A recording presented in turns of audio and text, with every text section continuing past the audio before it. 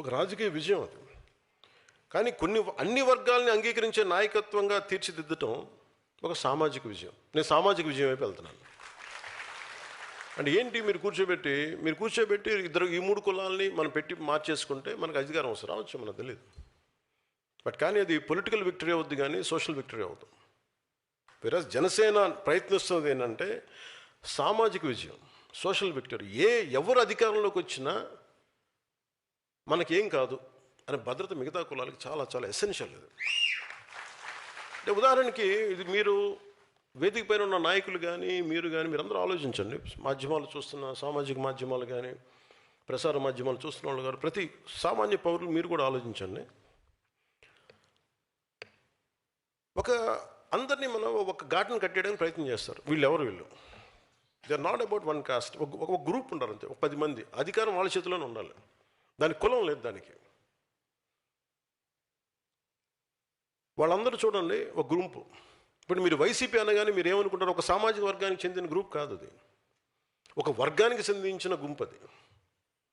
వాళ్ళు దేనైనా వాడతారు. వాళ్ళు కులాన్ని వాడచ్చు, మతాన్ని వాడచ్చు, లేదా ఇంకా రకరకాలు వాడచ్చు. మీరు చూడండి, మనల్ని తిట్టేవాడు, మీరు ఇదే వేదిక పైన చెప్తున్నా, గతంలో వైసీపీకి పనిచేసిన నాయకులు కూడా వేదిక పైన ఉన్నారు. బాలినేని గారు కానీ, సామినేని గారు కానీ. వీళ్ళు ఎప్పుడన్నా ఈ 5 సంవత్సరాల కాలంలో ఎప్పుడన్నా మనల్ని దిగజారిపోయి తిట్టిన దాఖలాలు మీరు విన్నారా ఎప్పుడన్నా? మరి వాళ్ళల్లో మన ఉదాహరణకి బాలినేని గారే, మన సామినేని గారే కరుడు కట్టిన కాంగ్రెస్ వాది. ఆయన జీవితం అంతా కాంగ్రెస్తో గడిచింది. ఆయన రావడానికి 100 ఆలోచించారు. సో సహజమైన లాయల్టీ కాంగ్రెస్ వైపే ఉంటుంది. కానీ దాన్ని దాటుకొని వచ్చారంటే ఆయనకు అర్థమవుతుంది ఇది రైట్ కాదని. దాని బాలినేని గారు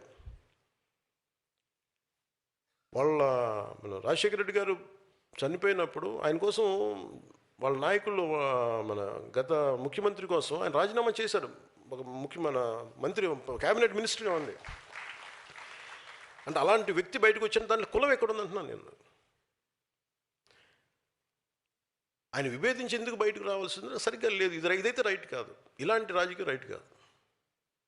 విచ్ఛిన్నమైన రాజకీయం రైట్ కాదు. సో అక్కడ ఎక్కడ కులం అనేది లేదు. అది నా మాట చెప్పడానికి చెప్తున్నాను ఇదంతా.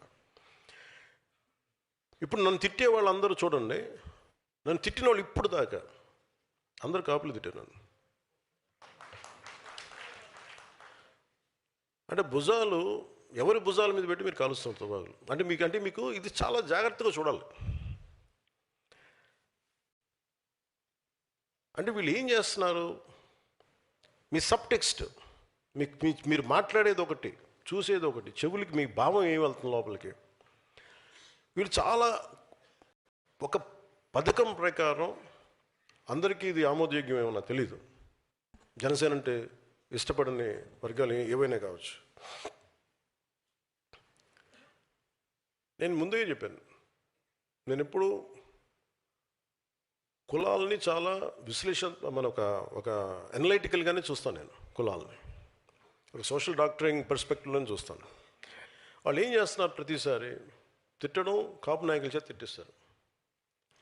లింగంనేని రమేష్ గారికి ఇస్తే వాళ్ళే తిడతారు. లేదంటే ఒక కుర్రాడు 14 ఏళ్ళ ఆడబిడ్డని 3 రోజులు గదిలో బంధించి చాలా రకాలుగా హింసించి చెప్పుకోలేక బయటికి ఇవన్నీ వస్తే అలాంటి వాడు ఏమైపోయారో తెలియదని ఆ కేసు అంతా కోర్టులో జరుగుతుంది. అతనికి వత్తాసుగా వీళ్ళందరూ వెళ్తారు. తల్లి బాధ వేరే. తల్లి బాధ నేను అర్థం చేసుకోగలను.